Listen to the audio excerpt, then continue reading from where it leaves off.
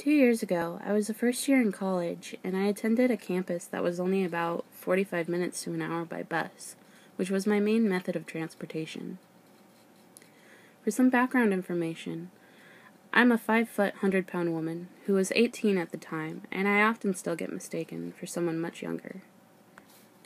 As a first year, my new friends and I wouldn't have many late classes, so we would use the rest of the afternoon and evening to go places or hang out around campus. On this particular evening, we had done the latter.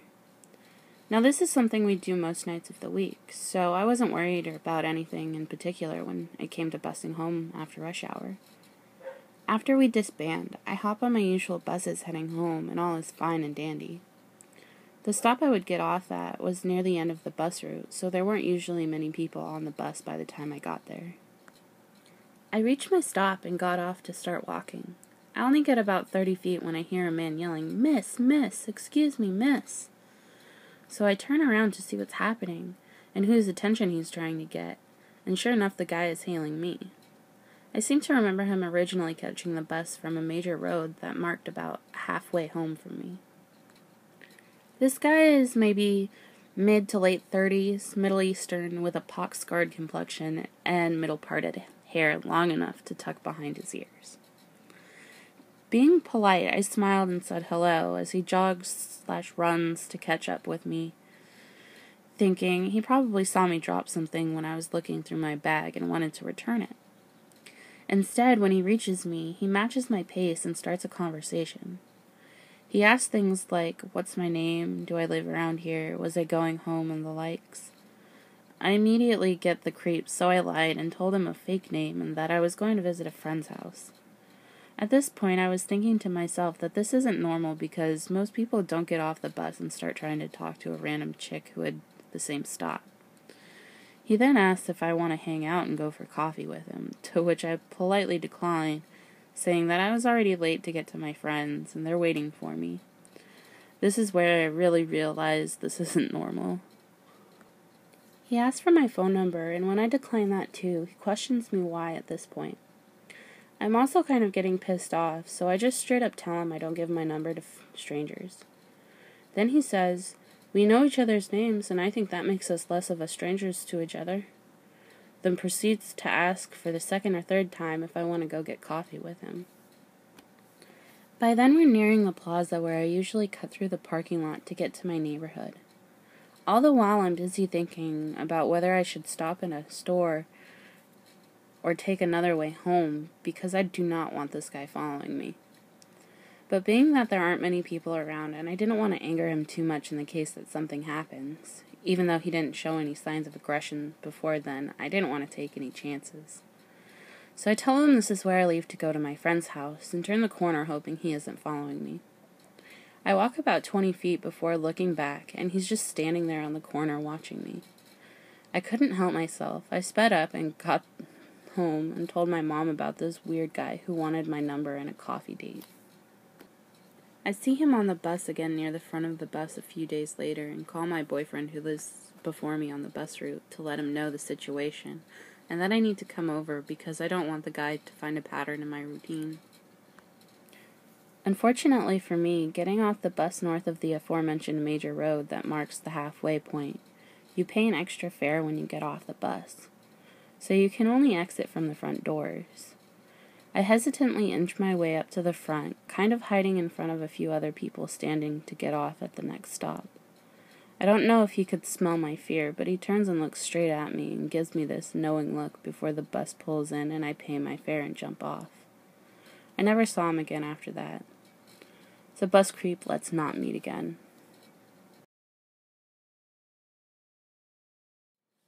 My sister and I were left home for the night because our parents were attending the graduation party of one of my brother's friends. Frankly, I was looking forward to a night of freedom, and I also happened to be closer with my sister than I was with anyone else. After they left, we watched a movie and played some games. I was only about 11 at the time, and she was 15, so my judgment varied greatly from hers. It was around 10 when both of us noticed a flashing of lights on the wall across from us. The shimmering was clearly coming from the front door, which was mostly made up of a window that allowed all light to pass through. She was a bit unsettled because we lived in a remote area and seldom had visitors. I had no sense of threat since I was too young, and told her I would check it out. When I went to peer out the front door, I saw a cluster of maybe 3 cars making their way around the loop we had in the front of our house. To be clear, this wasn't shared with other houses. In fact, we didn't live in a neighborhood, so it was a private drive. I figured they were probably just lost and turning around as the cars left abruptly. I explained the situation to my sister, and at first she was worried, but as some time passed, she seemed to shrug it off a bit.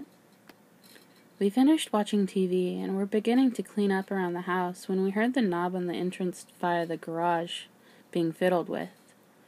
It was a bit faint and could have been an animal, which happened a lot. I didn't worry too much, but my sister continued to grow skeptical. This struggling with the knob went on for a minute or so, and was accompanied by some jiggling, and started to sound like something was being stuck in the keyhole. It subsided and then finished with a firm pound on the door as we heard it echo through the house. As someone who was still rather ignorant of danger, I became scared, and my sister looked to me as we were in silence. We paused for about 5 seconds out of shock, and before we could make any movements, we heard the door from our basement open and slam shut. Our basement staircase was across the house, and there was no way one single person could have covered the distance in that time. Using a separate staircase, we crept upstairs with haste. Both of us ran to my sister's room, and we hid in her closet. Once in there, we got on the phone with our parents and informed them. They notified the police and informed us to stay put. In her closet, we fumbled through the dark to grab some items that we could use to defend ourselves with. She grabbed her snowboard, which had a sharp metal edge on the end, and I could find nothing better than a sturdy hanger. Both of us breathing heavily, we soon noticed something outgrow the sound of our breaths. We heard footsteps resonate and increase in volume as they clearly came closer and closer to her room. Right as the steps came to a stop, we looked at each other in terror because we knew that this person was now in the room. From under the closet, we saw a light pierce through the crack as the switch was flicked. The person walked around the room and began moving stuff as we could hear from behind the door. The rummaging stopped, and the footsteps returned. They were distinctly growing much louder, and 2 shadows formed beneath the crack of light under the door where his feet had prevented light from coming through. The noise I will never forget is when the knob on the closet door began to turn. It was met with a stiff halt as we had locked it shut. It was odd, as no doors in our house had locks, but that one, and thank God it did. He jiggled it a bit, but gave up before a few shakes. His footsteps grew more distant and soon faded. After about 10 minutes, my sister and I started to feel safe as we no longer heard any sounds.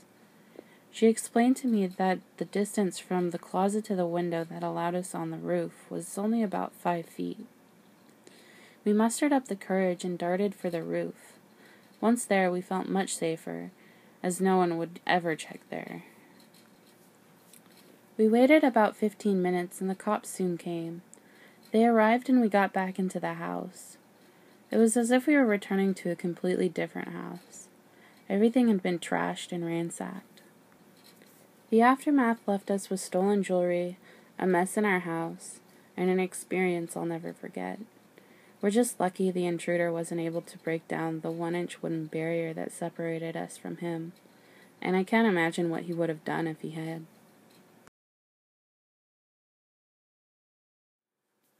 This happened a few years back when I was 12 or 13 years old. It was a Sunday afternoon, probably 5 or 6 o'clock, and I was at home with my dad. My mom had left to buy groceries about 30 minutes ago using our one car. As I was watching videos on YouTube, the doorbell suddenly rang. It rang quite a few times until I'd had enough of it. That's when I knew that I had to open it, knowing that my dad was probably sleeping or in the other room. I reluctantly went downstairs to open the door. I've dreaded opening the front door for people ever since my grandpa scolded me for opening the door for the mailman in his house. He lectured me about how dangerous it could be. like I could be kidnapped or something.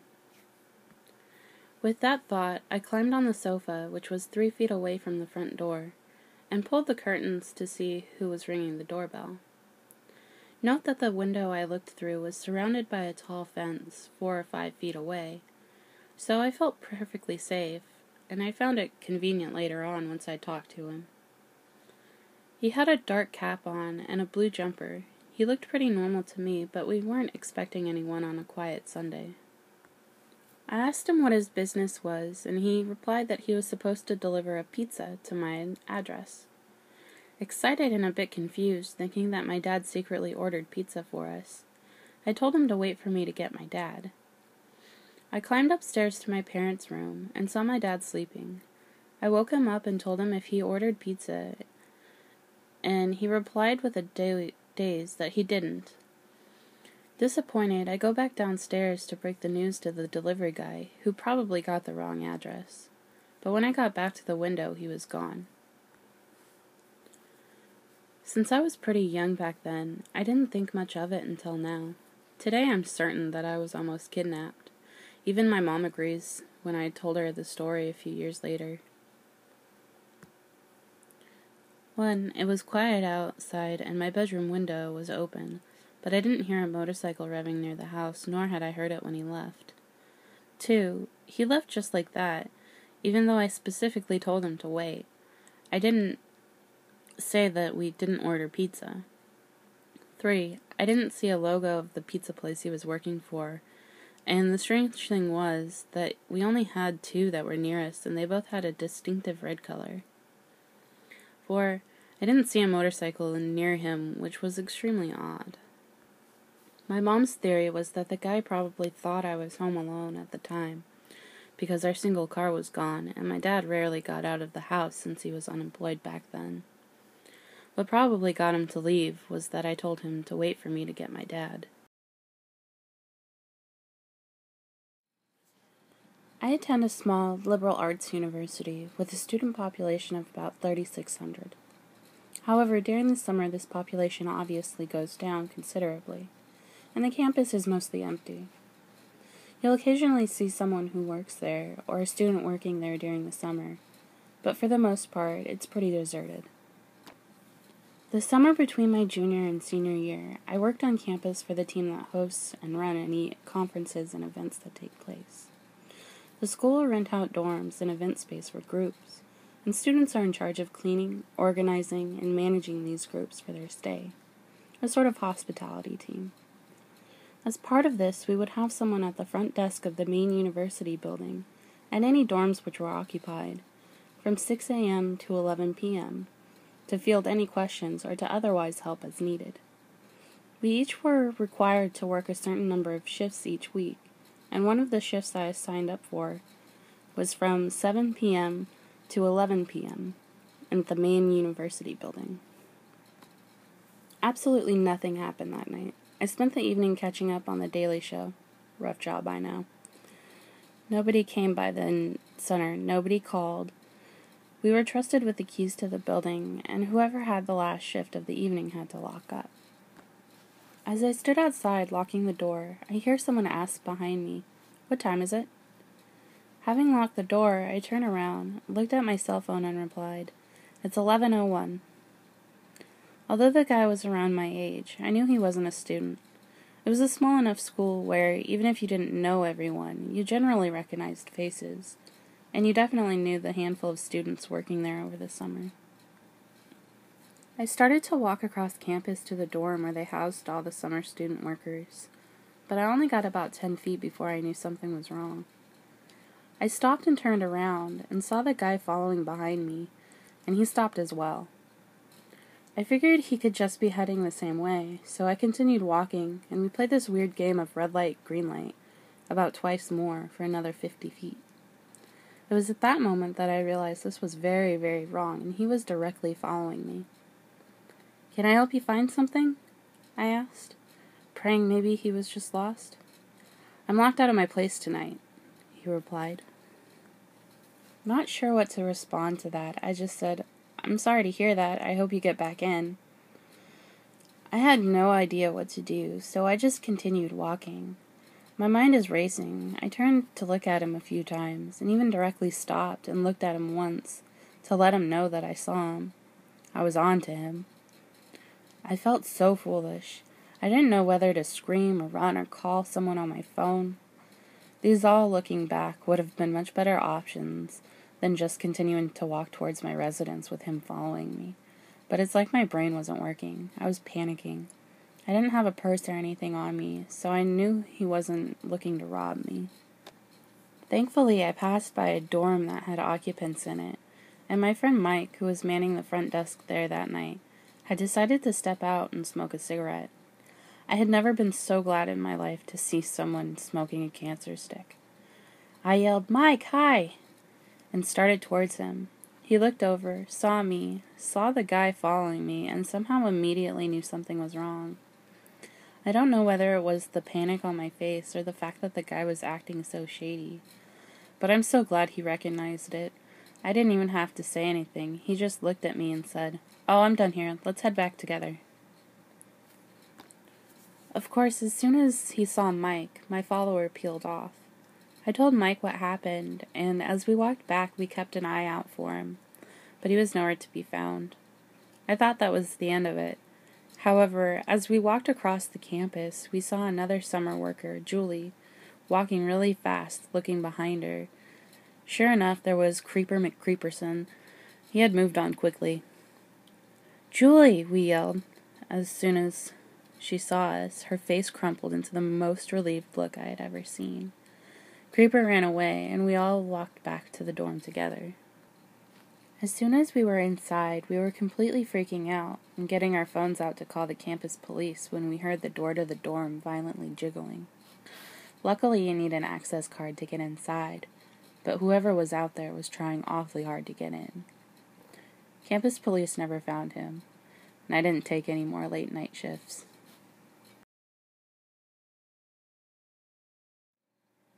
This happened in December of 2014. I attend a public university in upstate New York. The tuition was cheap, but room and board was expensive. My boyfriend and his best friend and I decided to rent a small house because it would be so much cheaper. It was our senior year, and we were starting to realize how much debt we would be in when we graduated, so we decided this would save some money, and it did. Max, my boyfriend's best friend, is gay, and he would often have guys or girls sleeping over. He had lots of gay guy friends, and some girls as well, that would crash on our couch. Sometimes I'd come home and find someone sleeping on our couch. At first I didn't know who they were, but after a while I became well acquainted with all of his friends. So one night, I went out with a couple of friends. Max and my boyfriend John said they were just gonna invite a couple people over and play video games or whatever. Sometimes their friends would get a little buzzed and just spend the night instead of driving home, so I was expecting this to happen. I was planning on coming home around 11, but I lost track of time and didn't get home until 2 a.m. I entered our house through the back door quietly. It was dark, so I used the flashlight on my phone. I walked into the kitchen, and as I turned the corner, I was startled to see a man standing in the corner eating some cookies I had made. I jumped and then laughed at myself for getting scared. "Are you a friend of Max?" There was a pause for maybe 10 seconds, and then he finally answered, "Yeah." "Oh, okay, I'm Emily. It's nice to meet you." He didn't answer. He didn't smile. He just stared back at me as if I was some kind of alien. I grabbed my water bottle, smiled at him, then made my way into the living room to go upstairs. He smiled at me, but it was a quick smile that lasted 3 seconds. His smile made my heart start racing, not in a good way.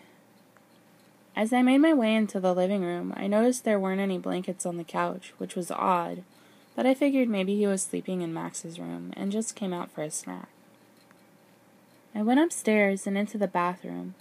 As I got out, I saw the guy from downstairs entering Max's room and quietly shutting the door. I whispered goodnight. He looked up at me and smiled. This wasn't a nice smile. It sent shivers down my spine. His smile was wide, freakishly wide. He then stuck his tongue out and wiggled it really fast as he closed the door. He double-locked the door, which made me feel uneasy. Everything about this guy creeped me out. The way he looked at me as if he wanted to eat me or something. How long and pointy his tongue was. How huge and black his eyes were. As silly as it sounds, part of me felt like he wasn't human. That's how creepy he looked and acted. I'm always being told I worry too much, so I just let it go. The next morning I woke up late, like 10 a.m. Max and John were watching TV when I went downstairs. "So how was your night?" I asked. "Meh, you didn't miss much," Max answered. Then I proceeded to tell him about my night. Then I said, "Your friend scared me so bad when I came home last night, Max." "Which friend?" "I don't know, I've never met him, and he didn't tell me his name, but he was creepy." Now both my boyfriend and Max shared a look, then looked at me like I was crazy. "Emily, what the hell are you talking about? You know all my friends." "Well, apparently not," I laughed. He had red long hair and a beard. I've never seen him before. The room went quiet for a while, and I started feeling very confused. "Max, he was in your room. How do you not know him?" Max started panicking. For some reason, I had a hard time understanding why this was a big deal. I told them what happened, and they explained to me that no one with that description was at the party, and they didn't know anyone that fit that description. I started freaking out as well as I realized that was an intruder. I talked to an intruder. I watched him walk into the room of my friend. I smiled at him and he smiled back. We've called the police.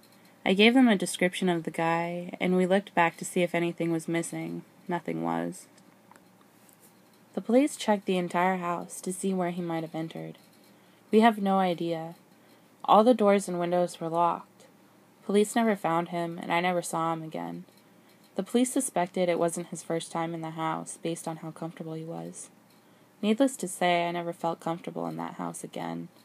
I refused to be left alone in the house, and I would check 3 to 5 times a day to make sure all the doors and windows were locked. I started losing sleep. I lost weight and my hair started to thin out, and I went from being a straight-A student to getting B's and C's. So we moved into a 2-bedroom apartment for our last semester. I'm curious what this man wanted. What did he want, and more importantly, what did he do in Max's room? The thing that bugs me the most, though, is that we have no idea how he got into our house. There's no way he got through the window because it would be impossible for him to lock the window from outside. The front door was double locked with a chain, so he could not have used that door. And the back door was double locked, which would be impossible to do from the outside unless you had a key. That was the worst thing I've ever gone through. I feel like I should have known something was wrong, but I'm constantly freaking out over every little thing, so I pushed my feelings aside.